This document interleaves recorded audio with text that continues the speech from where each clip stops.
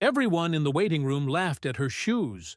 Scuffed, old flats, a thrift store blouse, no resume on fancy paper, just a quiet determination in her eyes. The receptionist ignored her, and another applicant belittled her aunt. When she finally entered the interview room, the senior manager scoffed. "You're not exactly what we expected." What no one realized, this simple woman wasn't there to ask for a job. She was there to evaluate the people she'd soon be overseeing. Because in just 5 minutes, she'd walk back in as chairwoman of the board.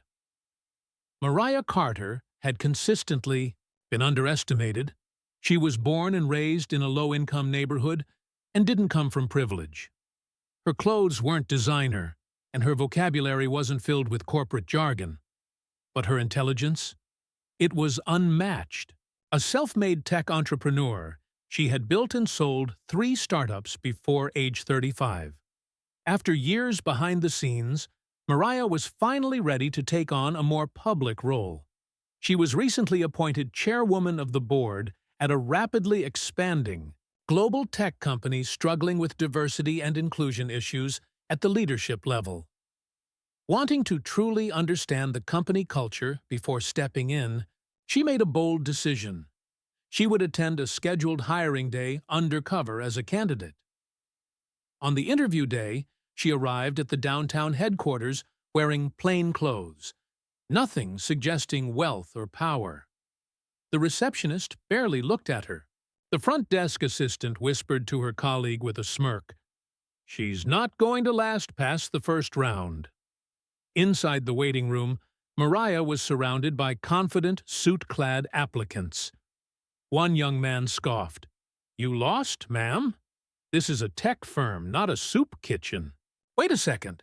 Tell us where you're watching from in the comments, and don't forget to subscribe for more powerful stories like this. When she was finally called in, the hiring manager barely looked up. He leafed through her basic resume and chuckled. "You know we're interviewing for a senior strategy consultant role, right?" Mariah remained calm. "Yes, I'm aware." "Well," the manager shrugged, "this position requires sharp thinking and serious experience. I'm not sure you're the right fit. You didn't even bring a portfolio." She nodded politely, stood up, and said softly, "Thank you for your time." But instead of heading for the elevator, she turned toward the boardroom on the top floor.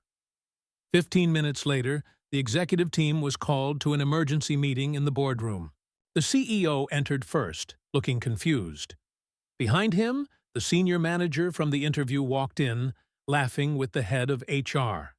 Then the door opened, and Mariah stepped in. The timid expression was gone.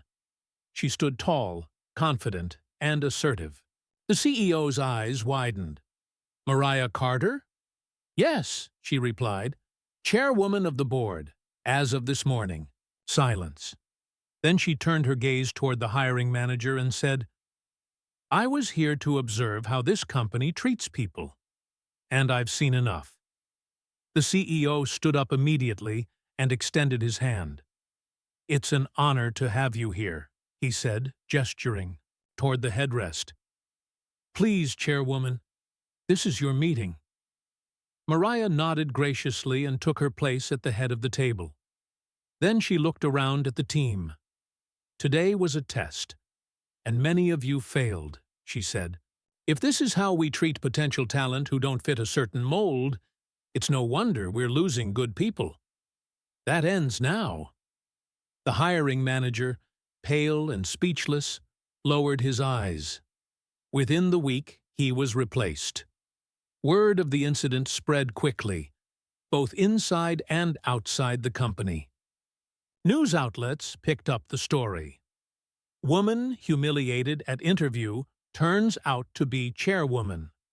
Mariah didn't just take her seat quietly, she used it to spark change. She implemented policies for blind recruitment, launched mentorship programs for underrepresented talent, and ensured that no one would ever be judged by their shoes or resume paper again. And as for those who laughed in the waiting room, they were still waiting. Just not for interviews anymore. If you enjoyed this story and found it thought-provoking, don't forget to like, share, and subscribe for more powerful narratives. Let us know your thoughts in the comments. Take care.